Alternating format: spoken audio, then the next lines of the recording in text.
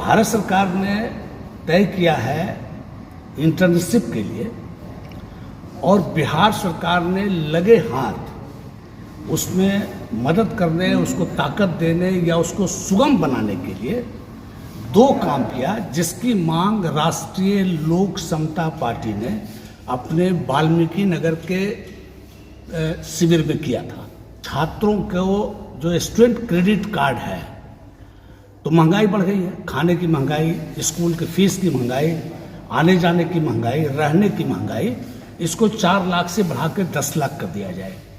हम अपनी पार्टी की तरफ से माननीय मुख्यमंत्री जी को, बिहार सरकार को, पूरे एनडीए को बहुत लाख शुक्रिया करना चाहते हैं कि 4 लाख से बढ़ा के आपने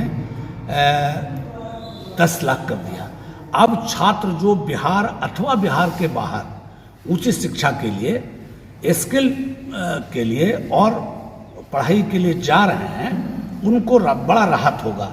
सबसे बड़ी भर्ती बिहार के अंदर भी शिक्षा के क्षेत्र में हुआ है और आगे भी 2 एग्जाम होना है, ट्राई 4 और वो 5, उसमें भी बड़े पैमाने पर लाखों शिक्षक फिर से बहाल होंगे और उसमें डोमिसाइल लागू किया। ये बिहार के लिए बहुत बड़ी एक मजबूती प्रदान करेगा, डोमिसाइल नीति का लागू करना। विरोध के कुछ नेता बोलते हैं कि डोमिसाइल हटाना चाहिए, एक बयान आया है। हम याद दिलाना चाहते हैं विपक्ष के नेता के कि जब आप उप मुख्यमंत्री थे तभी बिहार में डोमिसाइल नीति खत्म किया गया था। धूल झोंक रहे हैं राजद के वो नेता जो डोमिसाइल की बात कर रहे हैं। हमने डोमिसाइल कहा, ये शर्मनाक हरकत है, क्योंकि जब वो मुख्यमंत्री थे बिहार में तभी बिहार में डोमिसाइल खत्म किया गया था। जितना श्रम ये ममता, ये आशा, ये आंगनवाड़ी वाले, ये नाइट गार्ड वाले सब लोग करते हैं और पारिश्रमिक मिलना चाहिए, लेकिन बिहार की अपनी एक सीमा भी है। हमारा बजटरी सपोर्ट बहुत ही संघर्षों के बाद 3 लाख करोड़ का आया। जब सत्ता मिली थी नीतीश जी को तो ये सिर्फ 32,000 करोड़ का बजट था बिहार के अंदर 2005 में। तो जैसे जैसे रेवेन्यू बढ़ेगा, बजटरी सपोर्ट बढ़ेगा, उस तरह से इन क्षेत्रों में और ज़्यादा लाभ इनको दिया जाएगा। नीतीश कुमार इसके लिए संकल्पित है। जब आदरणीय उपेंद्र कुशवाहा जी भारत सरकार के अंदर मानव संसाधन राज्य मंत्री थे, तब बिहार के अंदर 16 केंद्रीय विद्यालयों की स्वीकृति उन्होंने दी थी, जिसमें शेखपुरा भी था। लेकिन 5 एकड़ जमीन देना था राज्य सरकार को।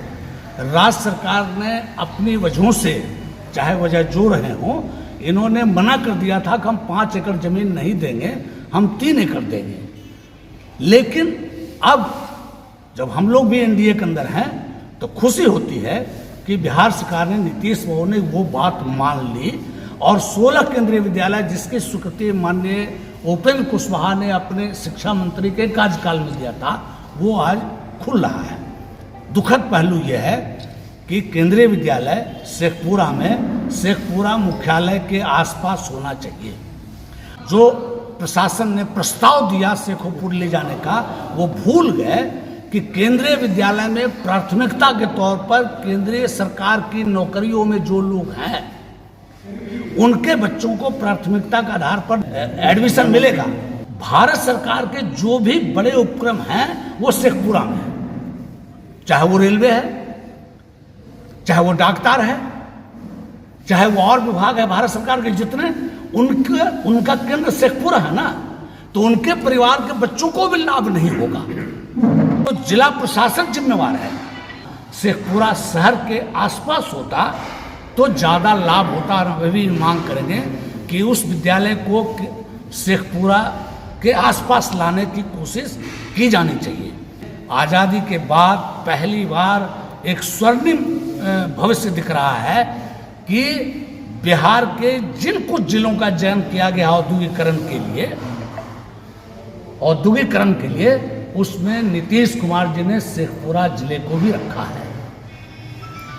आपने गौर किया होगा, कल वो खबरें आ गई और ये हमारे लिए लैंडलॉक, ये जिला बिल्कुल लैंडलॉक है, चारों तरफ कृषि की ज़मीन है। और ये है हमारे यहाँ विकास का कोई बड़ा नहीं हुआ है ना कृषि, और कृषि भी हमारे यहाँ बहुत पिछड़ी हुई है। आकांक्षी जिला इसीलिए भारत सरकार ने बनाया है। बिहार सरकार ने ये अद्भुत और बहुत बड़ा संदेश, बहुत बड़ा सौगात शेखपुरा जिले को देने का निर्णय लिया है कि औद्योगिकरण के लिए जो 11-12 जिलों को चयन किया गया है उसमें शेखपुरा को भी रखा गया है।